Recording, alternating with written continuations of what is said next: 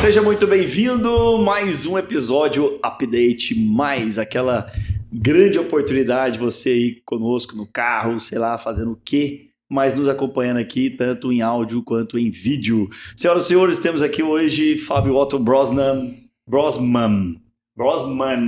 e Jacinto Lanas, e o nosso convidado hoje, pessoal, vai te ajudar a trazer economia para o seu negócio, para sua casa, para a sua propriedade.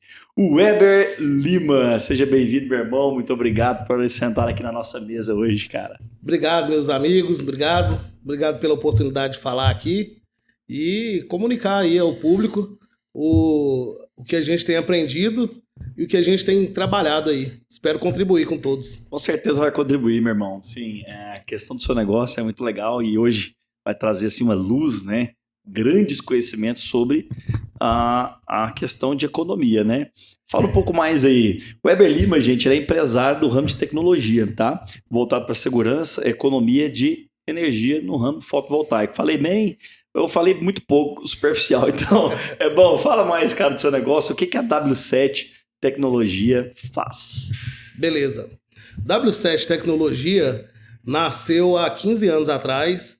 A gente vem de uma empresa começamos com segurança eletrônica tradicional, aí atendendo sempre o ramo corporativo e pouco o residencial.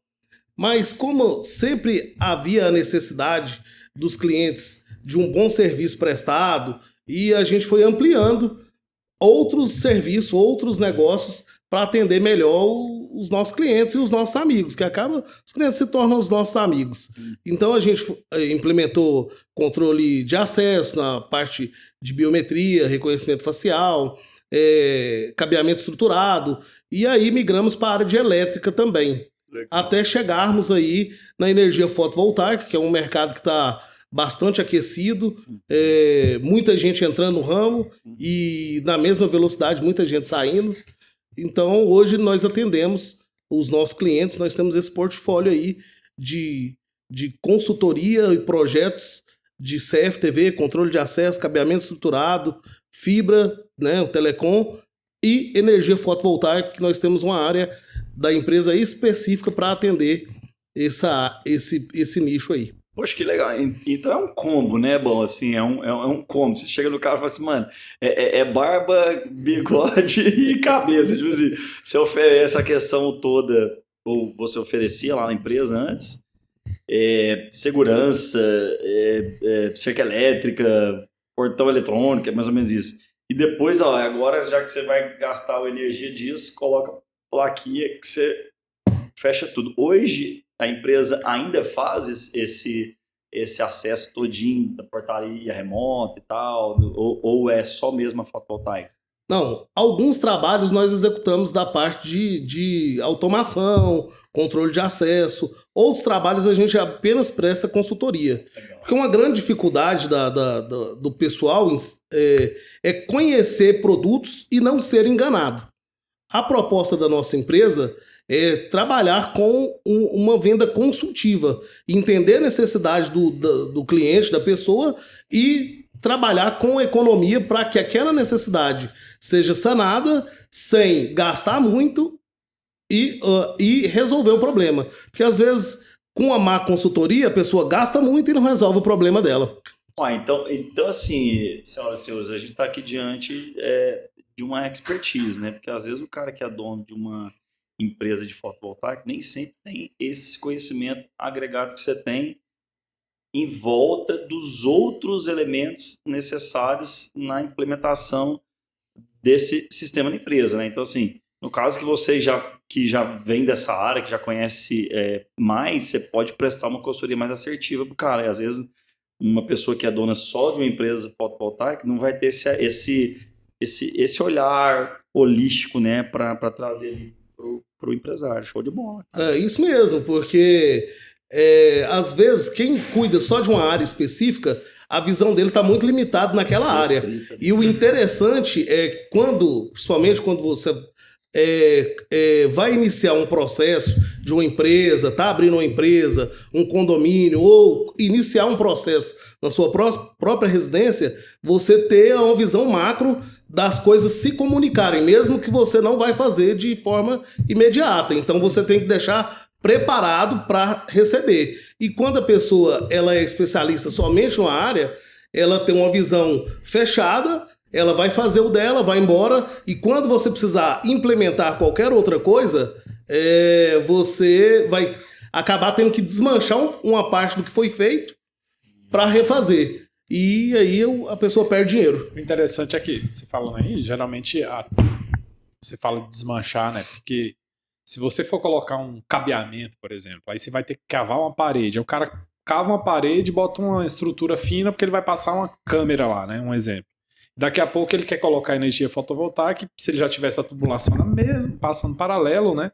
Já teria dado já daria uma outra diferença. Então, faz todo sentido isso. É muito importante você pensar num projeto como um todo para que você consiga dar mais eficiência, né? E a questão é você por exemplo, vai construir uma casa, né? O básico é projeto hidráulico e elétrico, né? E ninguém para pensar nesses outros projetos, né? Às vezes você nem colocar energia solar naquele momento, mas já deixar tudo pronto para câmera, para energia. Porque você furar a parede é um caos, né? Você furar a parede depois de uma obra, né?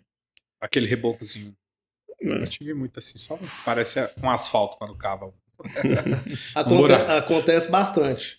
Eu tenho muitos parceiros engenheiros, arquitetos, mas alguns não procuram um profissional para fazer uma parceria. Então, se não é a área de atuação, já aconteceu numa casa nova, pronta, num condomínio fechado, muito chique, e um pé direito duplo, 6 metros de altura, e o arquiteto deixou um ponto de câmera lá em cima, ou seja, ia filmar só o coco da cabeça do pessoal.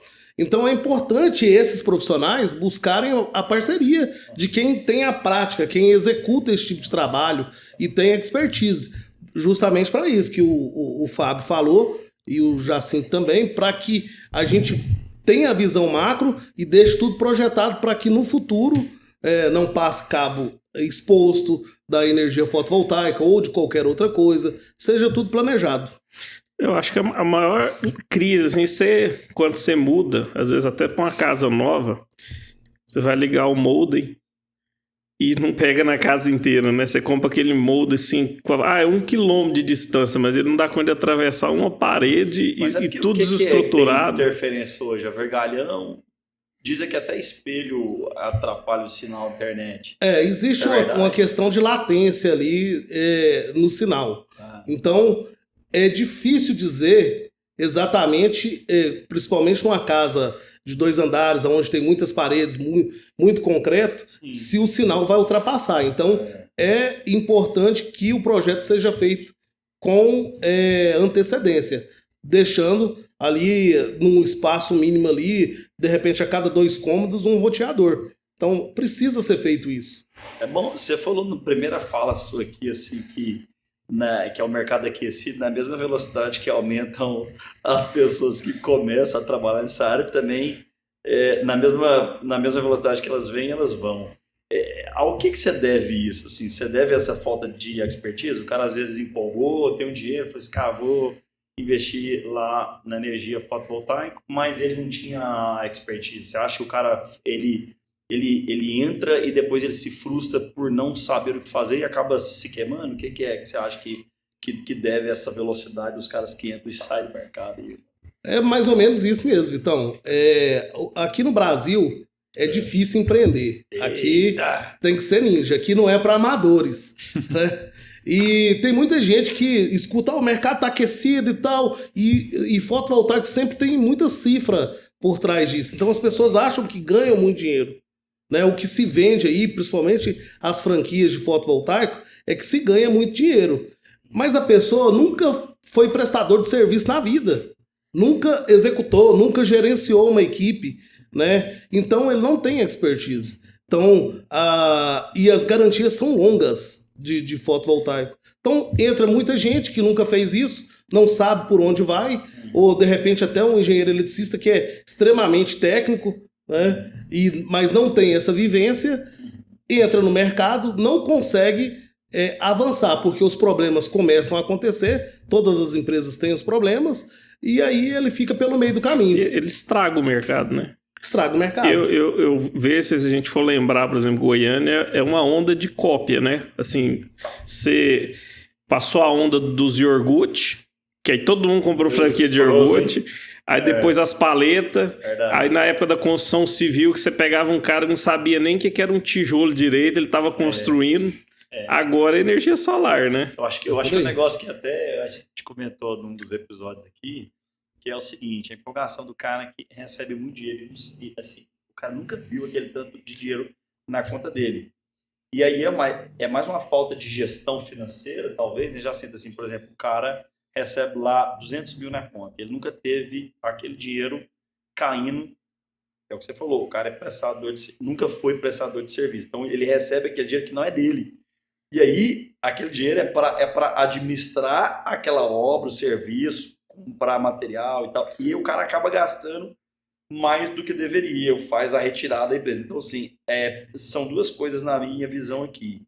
É a falta de experiência no mercado, que aí o cara não sabe resolver problemas.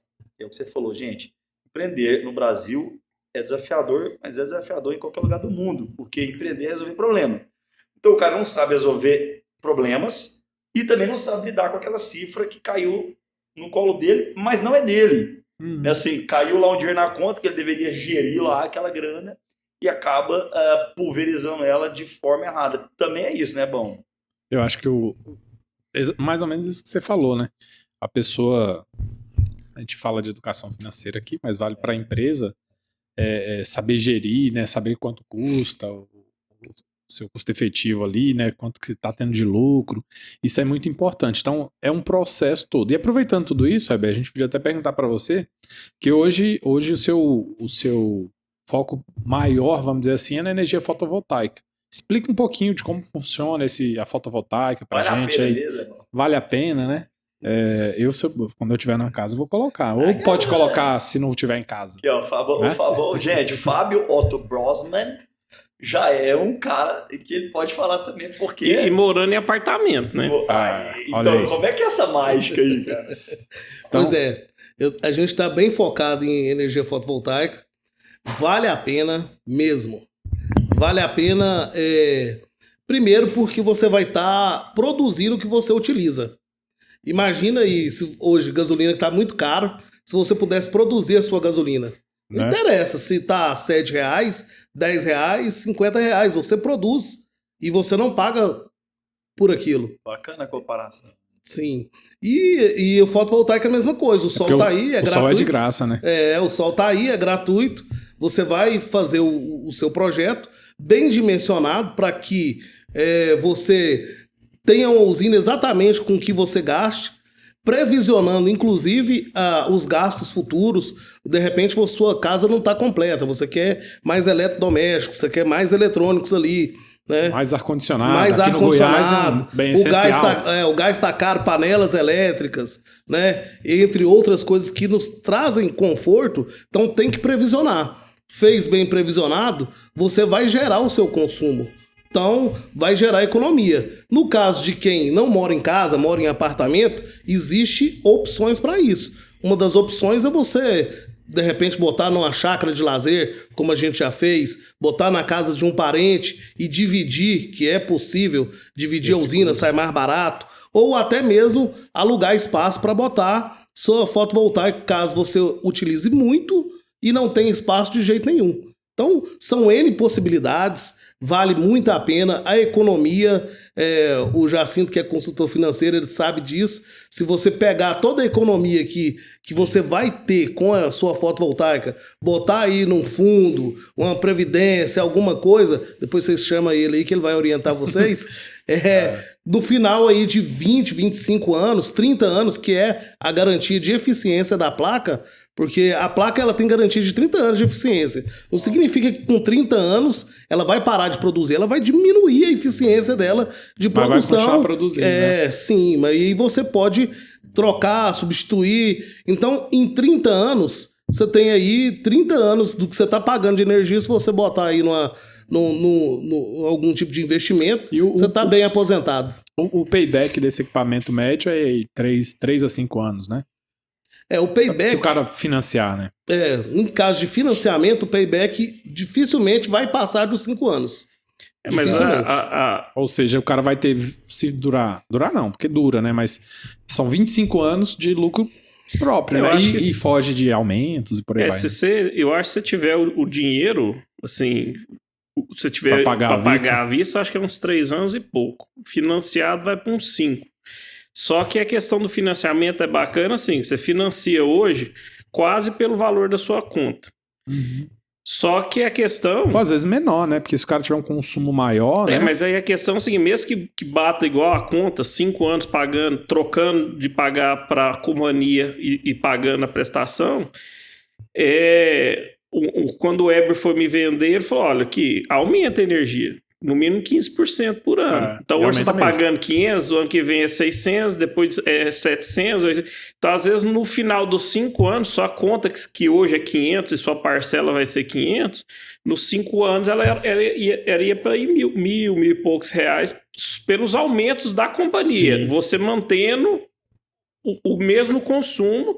Então hoje, por exemplo, se eu pensar 5 anos atrás... A maioria das contas que hoje é R$300 nas casas, a gente lembra de pagar 150 e não aumentou nada em casa para poder Sem falar que agora eles mudaram, né? Você pode até explicar a tarifa de bandeira vermelha e amarela, que antes era um valor fixo, né? Eu lembro que eu pagava R$5, R$7, né? Fixo. Se fosse vermelha, se fosse laranja, amarela. E aí esse mês, inclusive, na minha conta, eu senti uma diferença porque cortaram no mês passado a tarifa de bandeira vermelha e eu acho que eu economizei, entre aspas, né? Deixei de pagar pelo menos uns R$40. Até o negócio de uns 30%. E a minha conta não é muito alta, né?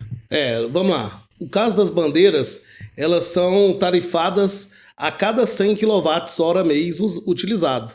Então, cada bandeira ali tem o seu valor. A bandeira vermelha é em torno de 6 e alguma coisa, quase R$7 a cada 100. Então, se você utiliza 400 kW, 500 kWh, você vai pagar ali R$30, R$32 a mais na sua conta de luz. Quando tem a bandeira vermelha. E as outras bandeiras eu não me lembro de cor o valor. E cada ano muda também. Agora você falou que a bandeira sumiu, né? Mas foi o seguinte, o próximo mês você se prepare. Que voltou. Não, mas que voltou. Vai vir um aumento, né? É porque quando autorizaram tirar a bandeira, que é em torno de 20% aumento, automaticamente a ANEEL liberou um aumento de 24%. Não. Então, na prática, o próximo mês, você vai voltar tudo que você estava pagando e 4% a mais. E no final do ano volta a bandeira, né? E no final do ano volta a bandeira. Em cima já desses 24. Eu quero só voltar no que o Fábio falou aqui. Da economia. É importante dizer que você tem a chance de trocar uma conta que ela é variável, ou seja, você não sabe quanto que você vai pagar. Quantas pessoas falam assim, nossa, eu vou desligar meu ar porque a energia vai vir cara. Então você vive ali no meio daquele terrorismo. Então se você for fazer um financiamento, você vai trocar uma conta que é variável e você precisa o tempo inteiro estar se policiando para não extrapolar o seu orçamento por uma conta fixa. Ou seja, você sabe quanto que você vai pagar. No caso de quem paga aí 500, 600 reais de energia, a gente consegue empatar no caso de financiamento. E a questão também é assim, se você paga às vezes uns 200 e poucos, 300, mora no apartamento, interessante assim, busca um amigo, né? Se você buscar um amigo que tem uma casa, você pode botar no telhado da casa do amigo e dividir com ele o financiamento e dividir entre o apartamento e a casa. Ele gera energia suficiente para os dois imóveis. Aí tem que dimensionar para os dois. Dimensionar a usina que consiga atender as duas propriedades. Seria isso. Justamente. Por exemplo, uma chacrinha aí de uns 1.800 metros, você tem 300 metros lá de casa construída, que gera ali 600 reais de gasto de energia. Mais um apartamento que gera uns 300 reais. Somando os dois, 900 a 1.000. Compensa, então, fazer uma usina que dê para bater nesses dois. Compensa? Não, Compensa, lá, por experiência própria, assim, o que o Weber fez? A gente gasta lá, eu fiz junto com a minha avó, a gente gasta em torno de uns 800 reais hoje de energia. A gente fez uma usina, gasta em torno de 600 e poucos quilowatts. A gente fez um zino, acho que para 1.900, 1.000. Ah, Coube numa garagem que cabe 2 carros. Foram 12 placas. 12 placas. Então, assim, não é um espaço gigantesco. Qualquer casa E você tá com uma comporta. folga, né? E pode ser o telhado que fosse. Ah, não, mas meu telhado é frágil. Não existe o peso para poder, assim... Que Elas às vezes são leves, as placas. Não, Relativamente, relativamente. Porque ela não é Relativamente. instalada. Onde é que ela é instalada, né? Até falei.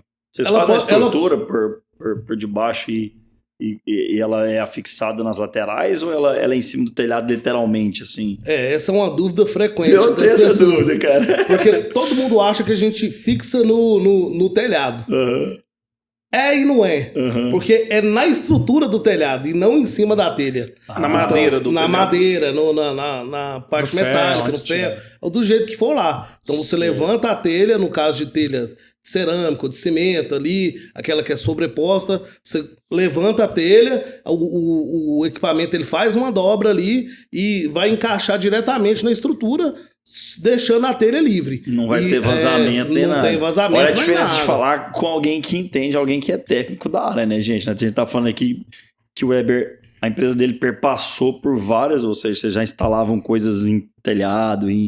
Aqui mesmo nos estúdios Update, pessoal, tem muitas instalações do Weber, inclusive as placas fotovoltaicas, mas assim, é diferente, né? Você falar com o empresário que já estava acostumado com instalações, com subir no telhado, assim, o seu pessoal é um pessoal muito bem treinado, que a gente já viu aqui trabalhando, trabalha limpinho, sem fazer aquela sujeira de obra e tal.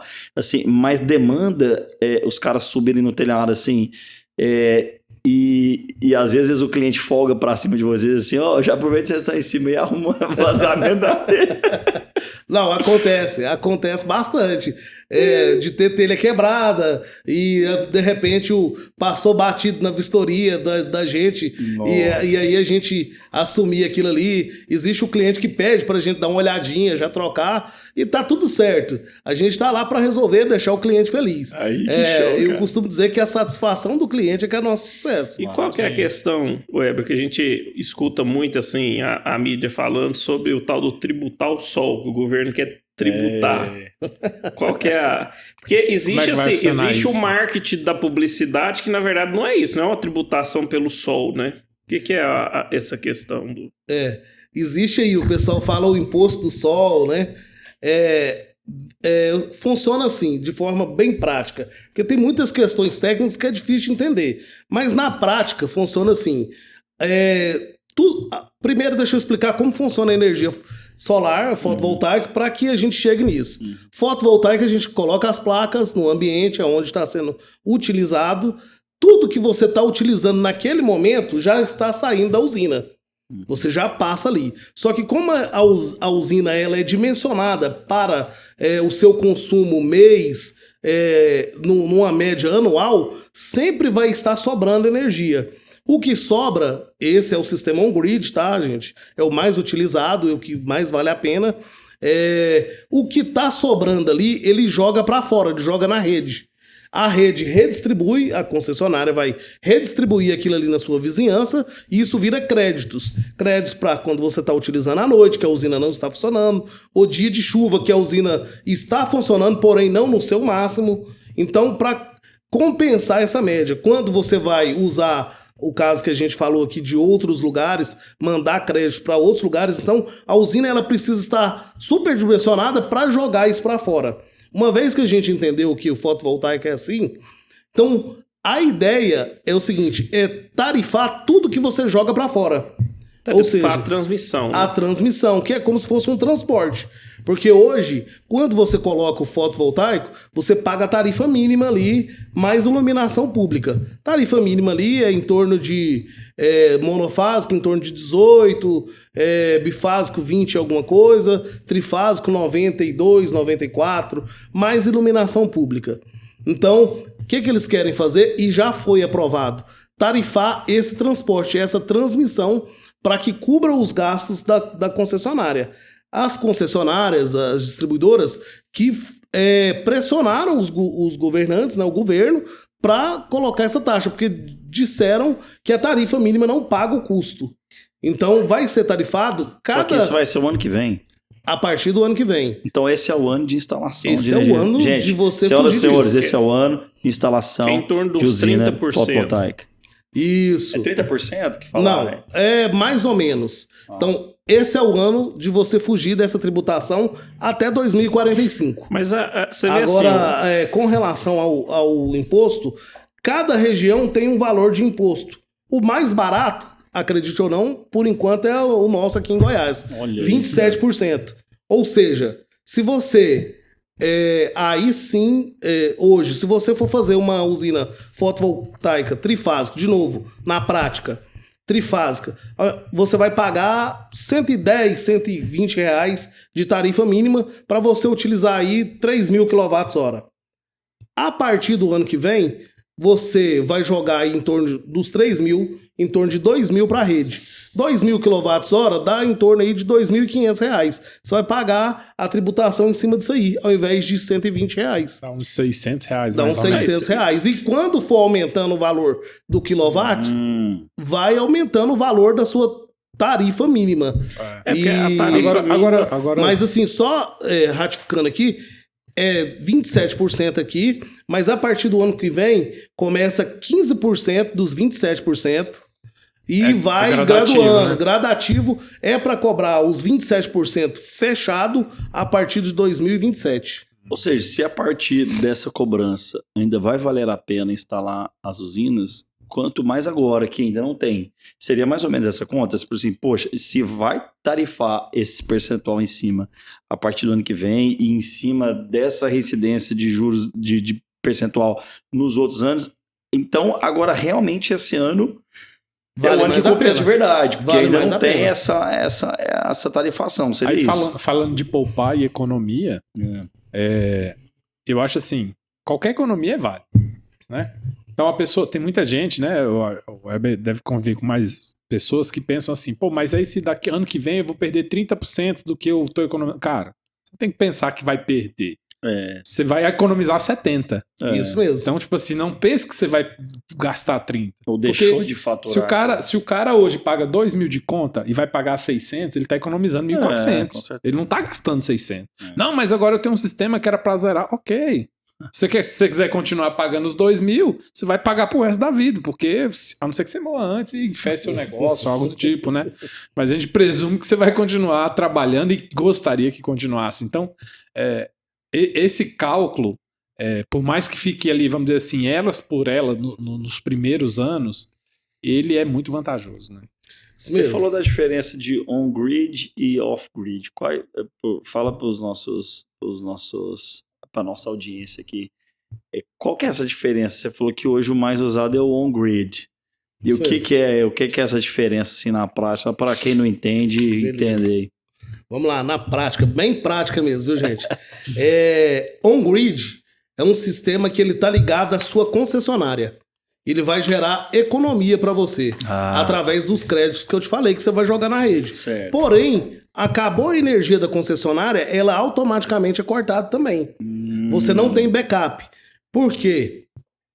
Se tiver dando uma manutenção, essa energia voltar diretamente onde está dando manutenção, pode acontecer um acidente com os trabalhadores. Por isso que ela é on-grid, ela é ligada na rede. Então, por exemplo, acabou no da caso rede, aqui, cortou. Enel, a Celg, Celpa, essas... Olha o merchan aí, Vitor. Não, eu tô falando assim, que é a de cada estado, né? Isso. Então, assim, quando terminar aquela reserva de energia, ele volta a cobrar da própria concessionária, seria isso? Aí são duas coisas diferentes. Isso.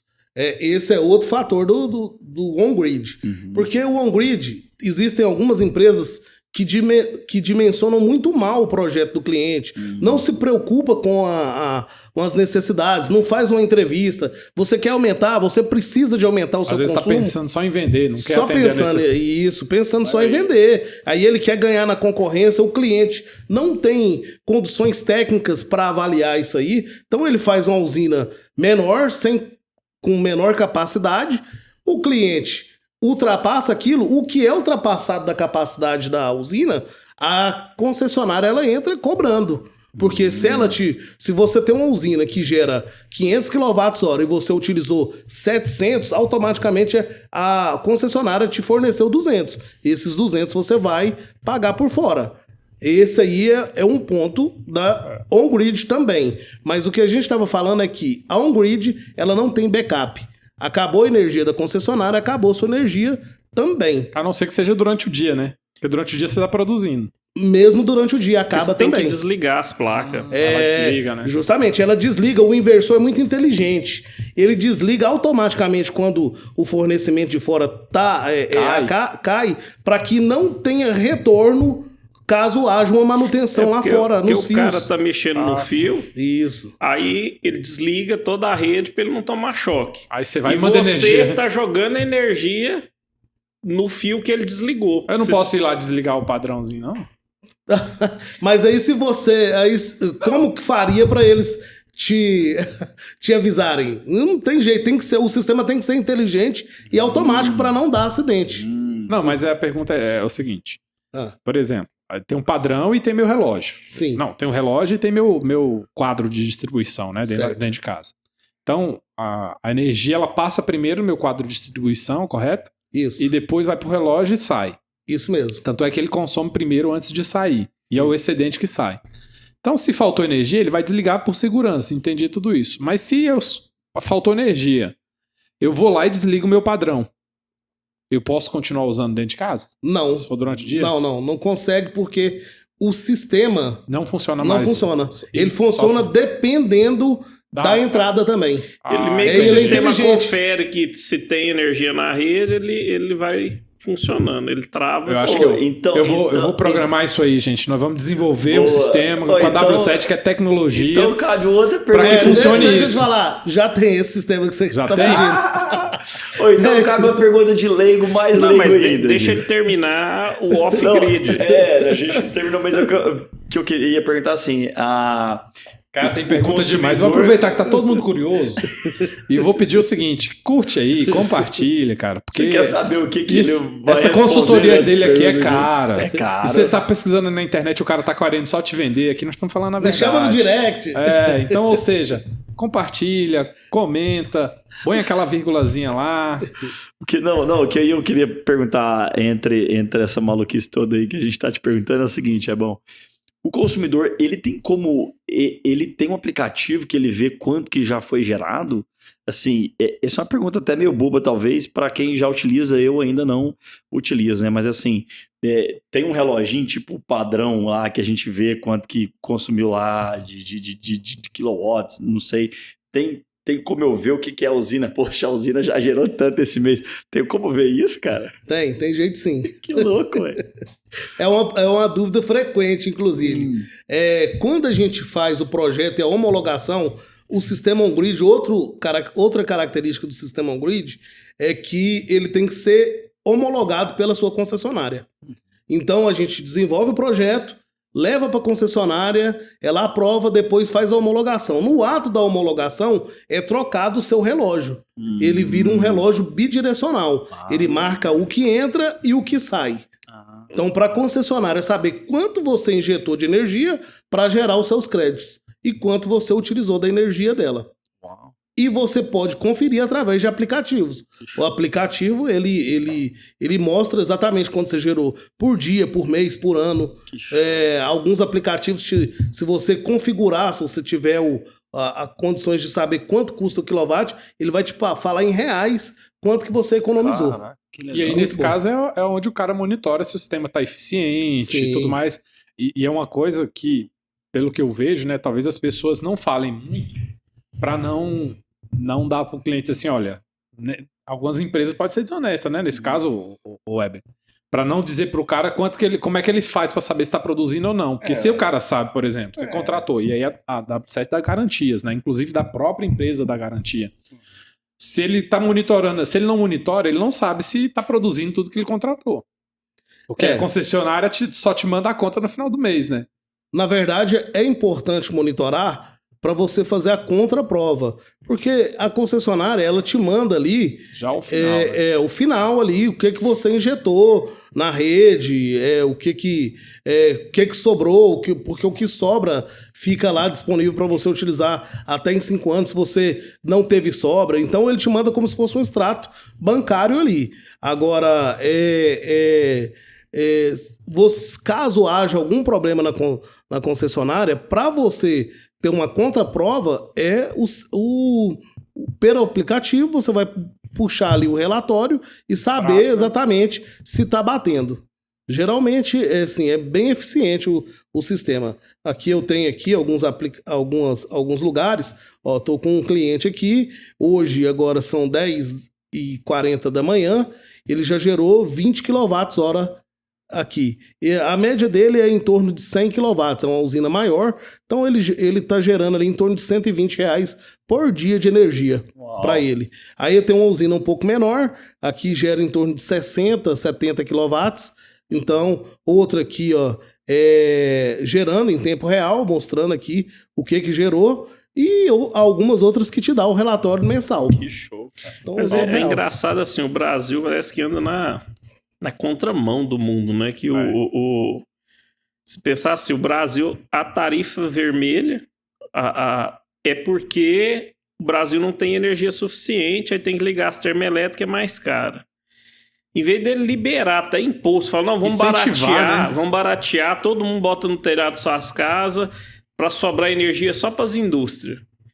E dificulta. Agora, o ano que vem, vai tributar um negócio que o Brasil não dá conta de entregar energia. Não, e o engraçado é o seguinte, é tão ineficiente esse sistema de energia do governo, né? Vamos colocar aí as concessionárias, que eles não conseguem produzir o que deveriam, e aí a gente pensa, não produz porque o Brasil realmente não tem condição. Não é não.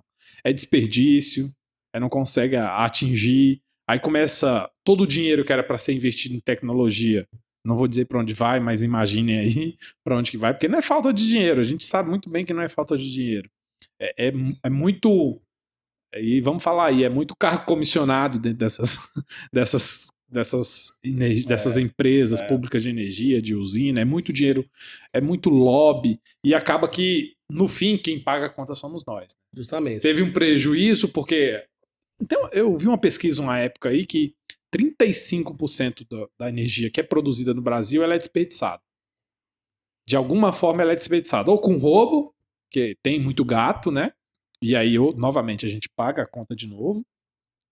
Ou com má distribuição mesmo, perda de energia durante a distribuição. E isso vem porque não há investimento. Não há investimento. Não é que não há investimento, né? Não faz-se o que é necessário. Aquela história, tá lucrando 100 milhões, um exemplo, e você precisa reinvestir 50, ele pega os 50 e distribui. Vamos falar igual um banco que fez esses dias aí, que tá... Como faz o Vitão. Tem um banco aí que distribui, que paga salário de 800 milhões só pros diretores, e o banco tem prejuízo de 400 milhões ao ano. Então, quer dizer... Já, assim, assim, a gente está diante de um momento de ruptura, né? É uma catarse geral financeira no Brasil e no mundo. Bom, hoje aqui, gente, a gente está falando assim, de um episódio. Esse episódio hoje aqui é forte porque assim, a gente está falando de uma mudança global. Você está vindo, a gente está vindo de uma era de um tipo de energia, inclusive os combustíveis fósseis aí tá numa ruptura também, porque os carros elétricos estão chegando de forma forte. Então, esse negócio de energia fotovoltaica também para abastecer os carros elétricos, pensa, aí é um olhar lá na frente, né? Tem muita coisa até assim, teoria de conspiração, que a gasolina está muito, muito, muito cara por conta de grandes players do mercado financeiro que fazem isso de propósito para que os carros elétricos tenham uma entrada ainda mais aquecida em todos os mercados. Poxa, a gasolina ainda está subindo, no mundo inteiro, né? Só que não, cara. Lá na Alemanha ficou 8 anos sem mudar o valor da gasolina. E agora, do ano passado para cá, já subiu. Então, assim, teoricamente, eu acredito um pouco nessa teoria. Cara, obviamente, os grandes players do mundo vão fazer com que a métrica gasolina esteja em decadência para que os carros elétricos estejam em voga, ou tanto para a credibilidade do mercado, quanto para aquecer um consumidor comum. Faz uma conta simples, gente. A gasolina está cara, eu vou investir no carro elétrico, porque vai compensar mais. Eu já vou ter a minha usina fotovoltaica, então eu já vou baratear tanto o custo da minha residência quanto do meu carro. Então, a gente está diante de uma catarse, de uma mudança mundial, de um pensamento financeiro, e a questão de energia é talvez um dos fatores mais importantes aqui de se considerar. Poxa, isso a gente está aqui falando de pessoas de classe média que conseguem botar uma usina na casa dela e consegue comprar um carro híbrido, que dirá um carro 100% elétrico. Hoje, né? E vai ficando cada vez mais fácil você adquirir isso. Mas, Vitão, mas o mais, assim, você pensando assim, no auge do negócio, né? O mais básico que a gente vive, por exemplo, em Goiás, a Unilever já ameaçou várias vezes. A Unilever, a própria Comigo, que nasceu aqui em Goiás, ameaça sair do estado pela má qualidade da energia. Olha aí. Aí você pega, por exemplo, não é... Todo ano você vê produtor de leite jogar leite nas agências da ENA como protesto, porque o cara ficar 1 dia, 2 dias sem energia na fazenda, o cara perde não sei quantos 1000 litros de leite, e isso assim... Aí o cara, assim, aí é a falta de ineficiência. Chamasse o Weber lá, ele, por exemplo, num sistema off-grid, ele resolveria o problema do fazendeiro. Porque, assim, você vê o básico, o cara não tem energia na fazenda e perde uma produção de leite e ninguém paga por isso. Aproveitando isso, fala do off-grid, né? Vamos lá. A gente acaba... Eu queria pautar primeiro sobre o que vocês falaram, você e o Fábio. Eu penso um pouco sobre essa situação da energia, por que não tem incentivo, porque eu acho que aqui no capitalismo cada um defende seu negócio, todo mundo quer ganhar mais. Igual o Vitão falou, pode ter influência disso, daquilo, pode ter. No caso da energia, o que acontece? O investimento já está feito. Energia, gente, é um produto como qualquer outro. Então, o investimento está feito aqui para as capitais, para as cidades próximas. Então, eles têm o produto que está vendendo aqui. Se houver investimento, incentivo para que nós colocássemos energia fotovoltaica aqui, ia sobrar o produto deles. Automaticamente, tem gente para comprar, mas é em lugares mais remotos, é fazenda, é cidades que estão começando, onde a qualidade da energia é ruim, mas para eles venderem lá, eles dependem de investimento. E os caras não querem gastar com investimento. É muito mais fácil. Imagina, você tem uma venda de frutas e em volta de você todo mundo vem comprar. E aí não é muito mais fácil você vender do que você deslocar para levar para outro lugar? Então é mais ou menos por aí. Então o investimento está feito e aí eles pressionam as autoridades ali para que dificulte o acesso à energia fotovoltaica para que eles continuem tendo lucros astronômicos. Então é por aí. Quero só fazer um adendo polêmico aqui. É o seguinte, eu quero desafiar um desses, eles que a gente está falando, vem aqui no programa, vem aqui falar com a gente, assim. A gente mostrar o outro lado. Né? Vem aqui mostrar o lado. Porque, tipo assim, é uma percepção geral, e a gente está aqui meio que uma reivindicação, assim, quase que um protesto em nome das pessoas, né? Então, assim, existe isso, né? Então, assim, que venha uma autoridade desse player grande, explicar isso. E aí, o que eles querem? Né? Por exemplo, hoje existe uma concessionária que já tem a concessionária dentro da concessionária que investe em energia fotovoltaica. Ou seja, ela fez grandes usinas fotovoltaicas para ganhar do sol e vender para os demais. E aí é onde entra as pessoas que têm baixa qualidade de energia, eles não fazem esse investimento para resolver o problema. Mas olha só, se o governo, por exemplo, investisse em energia solar para distribuir e vender mais barato, eu também não seria contra, não. Afinal de contas, o custo dele vai ser bem menor na hora Depois que tem um payback e tudo mais. Os recursos também. O problema é que é o que a gente está naturais. falando aqui, né? O recurso, né? A matéria-prima é gratuita, o sol. Só que a gente tem uma falta de interesse, para ser bem manso, né? Uma falta de interesse em energia limpa do mundo, assim, de alguns países do mundo, e o Brasil está dentro do, talvez estaria encabeçando os primeiros, porque quem aqui nunca ouviu falar de uma usina aquela eólica que tem lá no Nordeste, que tá, só que eu conheço tem mais de 20 anos, que tá parada. Que não ligou na rede. Né? Bilhões que não tem, gerando lá energia, mas não liga na rede. Aí você vai me dizer, por quê? É o que você tá falando, o cara às vezes não quer chegar até lá para produzir essa energia. Quando eu trabalhava no fundo, eu Tem cheguei... outros interesses, né? E o engraçado é que essa energia parada tá gerando custo pro governo. Porque eu lembro que eu antecipei uma nota de uma das empresas que fez essa transmissão lá, e são notas de milhões de reais. A gente trabalhava no fundo. Então, ou seja, existe um gasto, mas não existe o lucro dentro desse gasto. Então, é ineficiência. O negócio é tão doido assim, às vezes eu pego umas contas de uns clientes assim, conta de energia de 30, 40, 50 mil por mês. É um caos, você não entende nada, porque você tem a tal da demanda contratada. Aí você fala pra companhia assim, olha, eu vou consumir, eu quero comprar de você tantos 1000 quilowatts. Se eu usar menos, eu tenho que pagar o mesmo tanto. Mas se eu usar mais, esse a mais eu pago tantas vezes mais do que todo mundo. Aí você tem um horário, acho que é das 5 às 8, tem uns horários que a energia é 3 vezes mais cara. Aí, além dessa loucura que você não entende nada da conta, tem uma tal de energia reativa, que eles falam que é tipo uma sujeira que você joga na rede, de uma conta de 30 mil a uns 4 mil reais dessa energia reativa, que você tem que comprar uns capacitor, tal, para fazer um banco capacitivo. Para zerar isso. Aí, além dessa loucura, eu tenho um processo na justiça contra a companhia, assim, ela tributa a transmissão, você paga ICMS da transmissão. R$1.000 de energia, você paga, por exemplo, 27% para transmissão. Aí fica 1.270.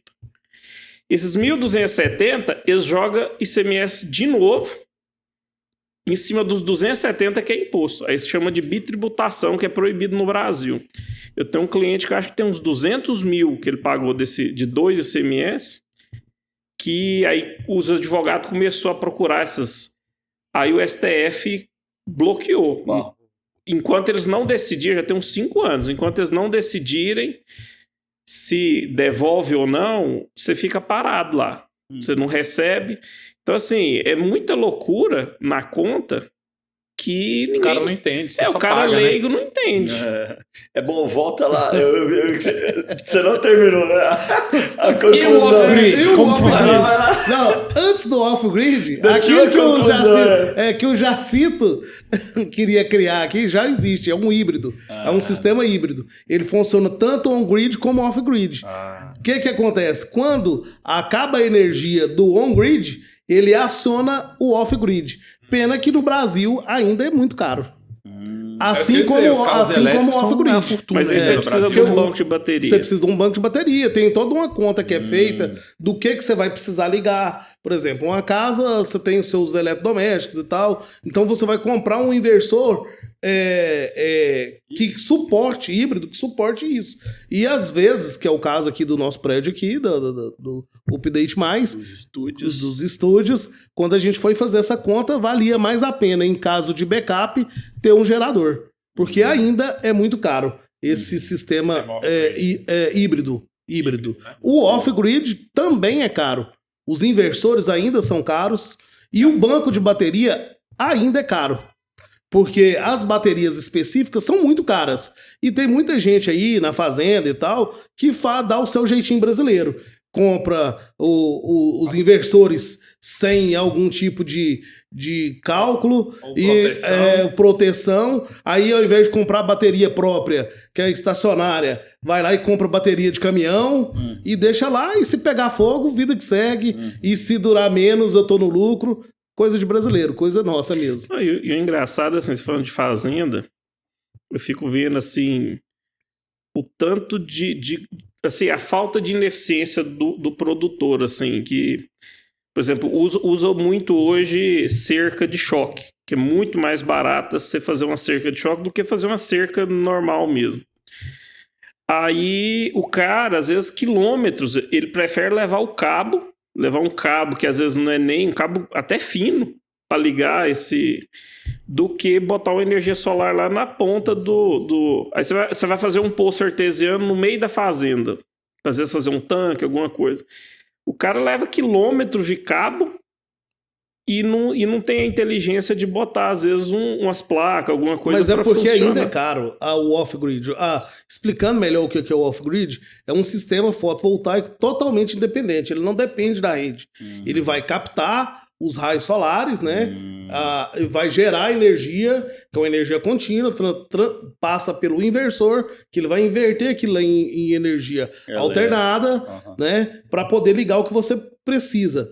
Então, esse sistema ainda é caro. E esse sistema é muito utilizado em fazendas, lugares onde são remotos, ermos, né? Ou seja, eu tenho uma fazenda e não passa nem rede elétrica próxima. E eu preciso de energia para ter uma iluminação, para ligar uma geladeira. E ele pega o mínimo que ele pode utilizar ali e monta um sistema off-grid para ter isso. Entra um pouco na concepção que o Jacinto falou sobre energia eólica, porque a gente também tem aqui no Brasil, porque o Brasil é um país de costa larga, né? Assim, então você tem a energia maremotriz também, que não é utilizada em escala porque é muito caro e ela é totalmente independente, porque tem uma, acho que não sei se é em Pernambuco, perto do Recife, que são 2 boias lá, gera energia para uma cidade de quase 100 mil habitantes, né? Então, assim, mas ela é independente, e dizem que é muito, muito caro, porque é a força do pistão lá e tudo mais. Agora, entra talvez na mesma concepção, assim, de que é caro você fazer um sistema off-grid que alimente algo independente. Agora vai uma pergunta minha aqui. Será que não é caro justamente por uma questão de interesses? O grande player do mercado, as concessionárias não vão deixar que isso se barateie ou que seja mais acessível ou que facilite uma instalação, porque eles querem continuar sendo a mãe ali do negócio, quer que esteja ligado a eles de alguma maneira, né? Será que não é esse interesse, Heber? Assim, poxa, eólico, maremotriz, enfim, essas usinas que geram independência, né? Porque assim, gente, aqui nós estamos falando de grandes cifras bilionárias, né? Porque se você pega isso num país e a longo prazo, isso multiplica, o negócio fica feio, né? Isso mesmo. Eu acredito, não acredito em teoria da conspiração assim, nesse sentido, mas eu acredito que é negócio. É muito interessante eu ter o meu público cativo, eu não ter concorrente. Isso é interessante, isso é negócio. Mas eu acho que as autoridades deviam olhar com mais sensibilidade essas situações. Então, essas coisas ainda são caras. A gente quem faz porque de repente é mais caro ainda não ter, mas poderia fomentar muito mais. Por exemplo, vamos trazer aqui para o nosso sistema on-grid. Nós temos clientes aqui na nossa cidade que pagam muito caro na energia para poder estar abertos, né, para poder funcionar. Então, se ele tivesse uma economia, se ele faz um investimento e consegue economizar ali 20, 30 mil reais, é muito vantajoso, porque ele pode investir mais no negócio, pode contratar mais pessoas, o negócio pode crescer. Então fomenta outras situações. Porque a gente paga caro, assim como vocês citaram aí, a gasolina, né? O combustível movimenta muitas coisas e que encarece no final. Eu tô lembrando aqui do Gurgel. É só aqui um exemplo, gente. O Gurgel criou o carro elétrico, vamos assim falar, né? Um brasileiro. E assim, tem muitas teorias que dizem que, na verdade, eu não sei se tem alguém da família do Gurgel que pudesse vir aqui no programa, a gente ia ficar muito feliz.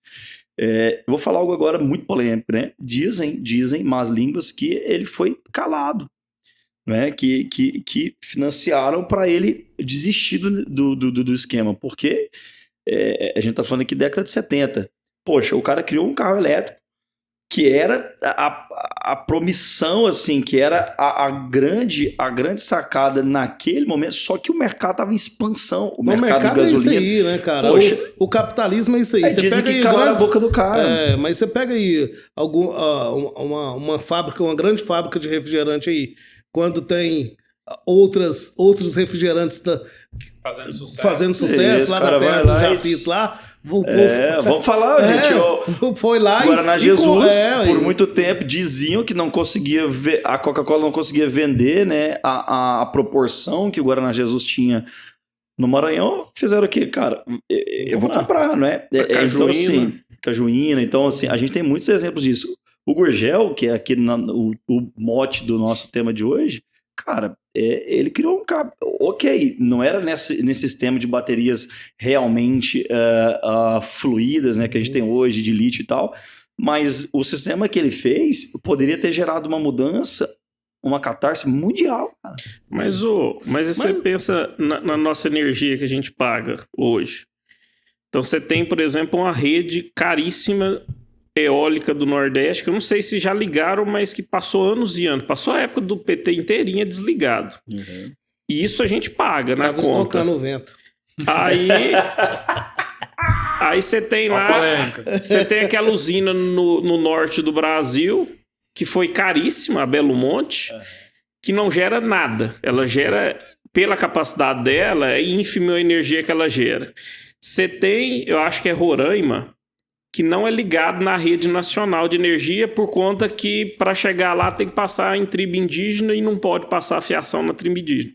Aí eles ligam termoelétrica, eles compravam energia da Venezuela, a Venezuela está em crise energética, ligam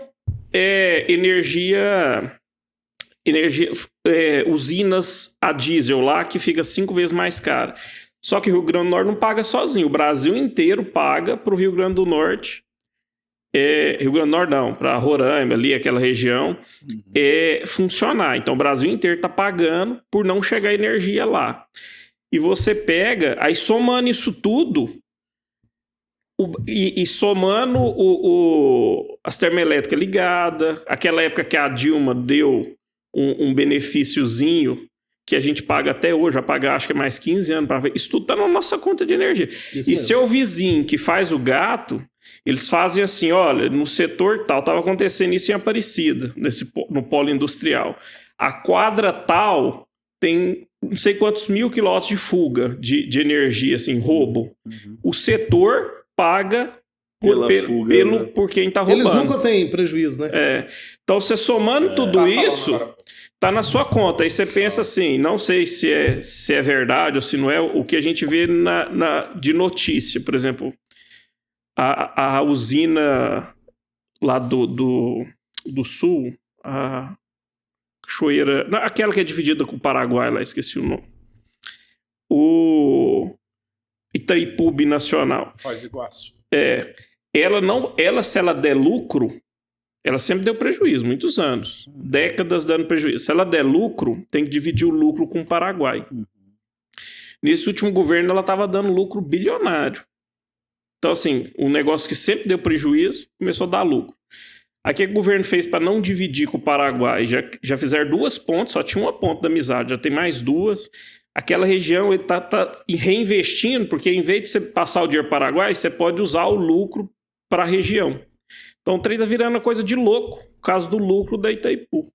Então, assim, é muito conchave, igual agora que foi vender a Eletrobras. Vão vender. Só que aí nas leis já colocaram assim, não, mas vão vender, mas a usina termoelétrica tem que continuar funcionando. Então já colocaram um punhado de rabicho na venda para os caras continuar lucrando. Aí nesses rabichos, o que saiu na notícia é assim, a usina tinha uma usina que quando estourou a barragem em Minas Gerais, a usina foi lameada, não funciona. Mas desde aquela época ela continua recebendo. Então, mesmo que ela não entregue energia, existe uma lei que fala, não, você não entregou energia, mas você vai receber de qualquer jeito. Então, assim, onde vai esse dinheiro? E tudo na conta. É bom, são coisas polêmicas, cara. A gente tá aqui partindo pedaço final aqui do nosso programa. Eu tenho uma pergunta para te fazer, cara. Assim, eu fiquei sabendo que sua mulher trabalha contigo na empresa. É fácil trabalhar com a mulher, cara? Assim, o que eu quero perguntar é o seguinte: vocês planejaram isso? Assim, é fluido você lidar com a questão burocrática da empresa e familiar ao mesmo tempo? Como é que você equilibra isso, irmão? Boa pergunta, meu irmão. Bem, isso começa lá atrás, né? Não é a primeira vez que nós trabalhamos juntos. Eu empreendo desde sempre. E quero até gastar um tempinho sobre isso, porque hoje eu entendo que eu nasci para empreender. Hoje eu entendo. Durante um tempo eu não entendia isso, porque a gente às vezes não entende a identidade da gente, para que a gente foi chamado. Às vezes a gente acha que o chamado está ligado somente a questões espirituais, religiosas. Isso é bom de falar, porque a gente bate muito nessa tecla aqui com os nossos convidados. Então é importante você saber ao que você foi chamado e trazer aquilo como uma verdade na sua vida, para que você possa repartir isso com as pessoas. Então, desde pequeno, eu lembro quando eu tinha 8 anos, meu pai fabricava, eu tenho 44, e meu pai fabricava água sanitária. A marca principal era Que Boa, que todo mundo conhece e tal. E de frente ao nosso setor havia tido um loteamento que era invasão. E eu vendia todo sábado, eu pegava 10 litros e caminhava vendendo. E aí começou a ponto de, andando ali entre as ruas, eu vendia 150 litros. E as pessoas procuravam na semana. Aí eu, 8, 9 anos, eu falei, pai, eu lembro, foi a primeira sacada empreendedora que eu tive. Falei, pai, as pessoas estão procurando muito e gostaram do nosso produto. Vamos colocar isso aqui nas mercearias aqui para que as pessoas tenham acesso no... Que legal, cara, o espírito empreendedor, mas assim, de avanço, né? Justamente. Para que as pessoas tenham acesso na semana. Mas eu não falei com essas palavras e tal, né? Menino. E meu pai não deu moral. E hoje eu olho para trás justamente entendendo o meu lugar, para que eu fui chamado, para que Deus me chamou. Então, quando eu comecei a namorar e casei com a Letícia, um beijo, amor, a gente já repartia muito da nossa vida. A gente nunca teve individualidades. A gente nunca teve a finança dela e a minha finança. A gente nunca teve nada escondido entre nós, né? Então, se você quiser me contar uma coisa para ninguém saber, provavelmente a minha mulher vai saber. Então, eu não consigo guardar segredo dela. Então, a gente, já empreendendo sempre, a gente já dividiu trabalhos. Então, isso pra gente é algo muito natural, mas que é algo que a gente entendeu e trabalhou isso lá. As polêmicas estão em alguns momentos, né? Em alguns momentos onde eu tenho que exercer o meu papel de diretor da empresa. Ela faz a parte do administrativo, financeiro ali, cuida mais das finanças, mas às vezes eu preciso fazer o meu papel como diretor, e aí a gente, evidentemente, tem algum atrito, mas com maturidade e conversa a gente se acerta. Sempre resolve. E é importante envolver. Tanto é que a minha filha de 7 anos, ela fala assim, eu sou dona de uma empresa. Então lá em casa, todo mundo é empresário. Beijo, Rebequinha, você é linda demais. Pois é, então nós trabalhamos assim. E a empresa está lá para servir. Porque, pelo menos na minha visão, é importante isso, que na dificuldade é um apoio um para o outro, e obviamente nas alegrias também um para o outro, né? Sim, porque empreender aqui no Brasil, eu acho que é muito solitário. É uma dor você empreender. Por mais que tenha reunião de sindicato, que sei lá, hoje nem sindicato não tem, né? Que todo mundo se reúne e pá, mas na prática, quando você vai trabalhar é você e talvez o outro lá é seu concorrente, né? E o update. Agora tem um update aqui que é parceiro em todas as áreas, inclusive. Eu fico me imaginando um empreendedor na época de Noé. Noé empreendeu, né, a arca, e todo mundo chamava ele de louco. Tá louco, o cara tá louco, né? O que é isso? né? O Moisés, quando tomou, né? Deus chamou ele para retirar o povo lá, é uma tarefa. Então, nós, como empreendedores, nós temos uma tarefa que às vezes as pessoas não entendem a sua caminhada. Eu acho que você tem que focar, né? E ter certeza do que você foi chamado e partir para cima. Se você precisar ser motivado, para quem quer empreender é muito bom. Mas se você precisa estar sendo motivado por alguém o tempo inteiro, não vai. Não é a sua onda. Porque você precisa buscar motivação e motivar os demais. Legal. Tirar de dentro. Tirar de dentro. O nome entusiasmo é into, é dentro. Então é uma motivação que vem de dentro. Então eu acho que você resumiu bem assim a vida do empreendedor, porque ele não precisa, ele não pode esperar uma motivação externa. Ele tem que ter fontes internas de inspiração e de motivação, porque senão a vida desse cara fica pior do que se pinta. O que eu ia te perguntar assim, poxa, você e a Letícia juntos, tem momentos de que você lida com ela junto com o cliente, que o cliente não sabe que ela é sua mulher, tipo assim, resolve com a diretora lá, porque eu não estou na empresa nesse momento, a diretora vai responder. Existe isso, cara, você joga algumas coisas. Existe. Conta aí, você joga as polêmicas. Existia, né? Agora o cliente descobriu o segredo. Teve situações engraçadas. Assiste um programa aqui e acabou. A Letícia, quem conhece, sabe que ela tem uma voz melíflua. bem calminha assim e tal. Então já teve situações do cliente falar assim, nossa, mas é a voz daquele... Nossa, quem é aquela mulher que atende, né? Que eu falei lá e tal, né? Olha. Aí eu já falo, essa é minha esposa, a gente... Fica por aí. E já teve situação, por exemplo, das pessoas não gostarem da tratativa dela e reclamar. Pô, você tem que mandar embora aquela mulher lá, ué. O que é isso? Não posso, né? Ela foi muito dura comigo e tal. Olha, cara. Aí a gente releva ali, né? Não, calma, não, eu vou organizar, Porque nem tudo você bota muita pimenta, né? Então, não vou chegar num cara que tá totalmente satisfeito e falar assim, não, aquele ali é minha esposa, fica na sua e tal. Eu tento entender a insatisfação do cliente e repassar isso pra frente. Ela também deve ouvir isso de você. Ouve bastante, lógico. Aquele diretor lá, que é bicho lá, é duro, hein? É complicado de negociar. E ela fala assim, tenha calma, tenha paciência. Então, a gente faz esse jogo, esse meio de campo, sim, acontece. É bem natural. Legal, cara. E, assim, o importante dizer que a filosofia da nossa empresa é estar lá para servir. Então, a gente está lá para resolver e escutar as dores dos clientes, das pessoas que se achegam a nós e resolver esses problemas. A gente passa por alguns problemas, como todas as empresas passam, acredito que até grandes empresas, mas eu acho que o diferencial, quando você for escolher uma empresa para prestar um serviço para você ou para você comprar, é você entender e buscar saber da idoneidade dessa empresa.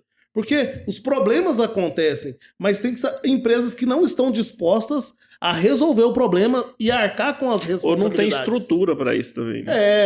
Mas eu acho que a parte da estrutura, aonde a gente vai voltando lá atrás, eu acho que por isso que muita gente sai do mercado, porque não tem estrutura e às vezes não tem vontade, porque o lucro está acima de tudo. Lá nós não temos essa filosofia. A filosofia lá é cliente que chega, é cliente que fica e cliente que traz cliente. A gente tem clientes que se tornam amigos da gente pela tratativa que a gente dá. A gente conhece os nossos clientes por nome. A gente conhece as dificuldades de alguns clientes. Por exemplo, teve uma pessoa que era cliente, se tornou amigo, teve um problema de uma suspeita de um câncer. Eu fui uma das primeiras pessoas que ela contactou. Entendeu? E eu conheço os problemas dos meus clientes e estou lá para isso. Para manter relacionamento. Nós entendemos que essa é a nossa missão como empresa. Não estamos aqui só por lucro. Estamos aqui para prestar um bom serviço e fazer amizades e testemunhar a respeito disso. E isso é importante, porque quantas empresas a gente vê que entregam um produto e some, né? Então a questão, até aproveitando, né? Vocês dão manutenção também, né, nas placas e tal, porque tem que lavar, né? Tem todo um processo, né? Esse aí já é de cara um mimo que a gente dá para os nossos clientes. a manutenção das placas, basicamente, é limpeza. Então, a maioria das empresas estão tão apressadas para fazer seu lucro embora que nem contam isso para o cliente, não tem um manual de entrega, não tem nada. Então, esse mimo a gente já dá para o cliente. O primeiro ano a gente faz as limpezas Que legal. do módulo, ensina se o cliente quiser fazer a limpeza, mas nos colocamos à disposição para continuar limpando no Se for futuro. feita essa limpeza, então aqueles 30 anos que você falou, ele reduz para 5. Se, por exemplo, se nunca limpar uma placa, aquela vida útil que você falou deve reduzir. Cara, a gente tem os robôs aí da NASA, né? Curiosities e companhia. Tem robô que parou lá em Marte por causa de placa que tá suja, cara. Justamente. Então, assim, prendeu a roda e tal, mas assim, falando da placa mesmo em Gera si. energia lá. A importância placa do aplicativo sujou, é o essa. robô de milhões de dólares tá parado lá em Marte, porque não tem uma limpeza. Vou chamar a W7, NASA. Vamos Pra lá. limpar os robôzinhos lá em Marte, ué. Ó, a importância do aplicativo é essa. Porque você tem um parâmetro ali de geração diária e mensal. Você viu que caiu a eficiência, pode ter certeza, está na hora de limpar. E não tem uma matemática certa. Tem lugares onde tem mais poeira ou mais poluição, você tem que limpar com mais frequência. Tem lugares que é mais tranquilo, mais limpo, o ar mais limpo. Então você pode limpar com um espaço maior de tempo. Então, Top. ficar de olho no aplicativo, ficar de olho na sua produção. É bom, a gente queria que você falasse assim, cara, em suas últimas palavras, considerações aqui deste episódio, porque com certeza a gente vai te chamar para vir mais, meu irmão. Foi muito bom, muito especial. As suas últimas considerações, e assim, uma palavra para quem está empreendendo. Pode ser ou não na sua área. Assim, você falou que tem muita gente empreendendo e o cara tá de olho grande. Agora que você falou aqui muitos segredos, muitos empresários que têm dinheiro, vou investir nessa área também. Então, assim, fala aí, assim, o que você gostaria de inspirar esse empreendedor que está iniciando uma carreira dentro ou não da sua área, irmão? Vamos lá. Para você, empreendedor, não é fácil, mas você tem que acreditar no seu trabalho. Você precisa buscar motivação dentro de você, entender o que você foi chamado. E dinheiro é só consequência.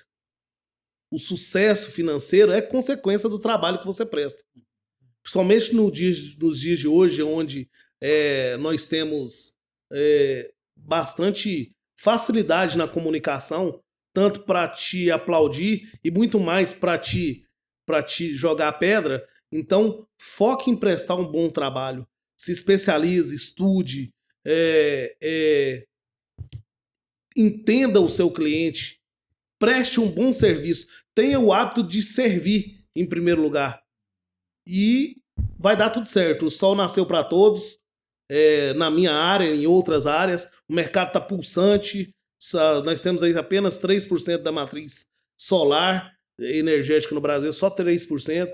Então, pouco, assim, né? tem muito espaço para quem quer abrir uma empresa de energia solar, para quem quer investir, né, em energia solar para gerar na sua casa, no seu comércio, ou para vender essa energia. Então, tem lugar para todos. Jogue duro, vale a pena empreender, estude e vamos lá. Bom, tá bom, suas últimas considerações aí. Agradecer a presença do nosso amigo Eber aqui, que, na verdade, mostrou esse outro lado, assim, da energia solar, que a gente, às vezes, não vê, assim, o tanto que é profundo esse sistema. Uma coisa que eu acho que ele esqueceu de falar, mas aí, na descrição do link aqui, você procura ele, você também tem recurso parado. Às vezes está lá aplicado a 0,5%, 1%.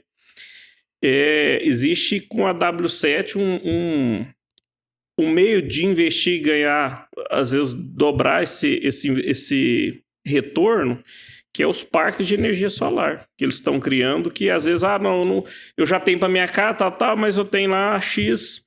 Invista em energia. Você pode investir numa fazenda de energia solar e você revender essa energia para outros. E a W7 está entrando nesse mercado agora de venda de energia. Então, assim, qualquer dúvida, procura o Weber, que eu acho que é complexo, não é a receita de bolo que toda casa, vou fazer desse jeito. Cada casa tem sua complexidade, cada empresa, então procura ele que ele vai fazer o desenho certinho para o seu investimento. Aproveitando que você falou, eu quero concluir também e já te falando o seguinte, que às vezes as pessoas compram os kits, né? Pronto. Mas cada casa precisa de uma análise técnica, uma avaliação para que você não compre um kit e acha que comprou a melhor coisa porque estava barato. O barato pode sair caro. Né? E até falando de investimento, o retorno médio é acima de 2% do investimento. Então, ou seja, bem aí também Vale a pena. Vale a pena, né? Se é o Jacinto que tá Obrigadão. falando, gente. Se é o Já Jacinto contrata que o tá falando. Jacinto e o Weber. É o Jacinto que tá falando. A gente Nossa assina parceria embaixo. aqui. Então, brigadão também por ter aceitado o nosso convite e esperamos que você continue tendo sucesso aí também. Obrigado. Bom, muito obrigado por ter trago as percepções aí, né, dessa área. E, assim, realmente o Update se propõe a isso, né, a ser um conhecimento a mais. As pessoas erram por falta de conhecimento. E o Update mais é isso. É um conhecimento a mais mesmo, de verdade, não é só mais um, né? Que é para trazer, assim, inspiração, tirar esse cara da inércia. Gente, muito obrigado pela sua companhia aí. Você que consegue conciliar também empresa, carreira, fala com a gente aqui, procura a gente também no privado, no Instagram. Se você quer uma parceria, nos procure, que vai ser uma alegria conectar e contactar contigo, ok? Um abração, até o próximo episódio. Que Deus te abençoe.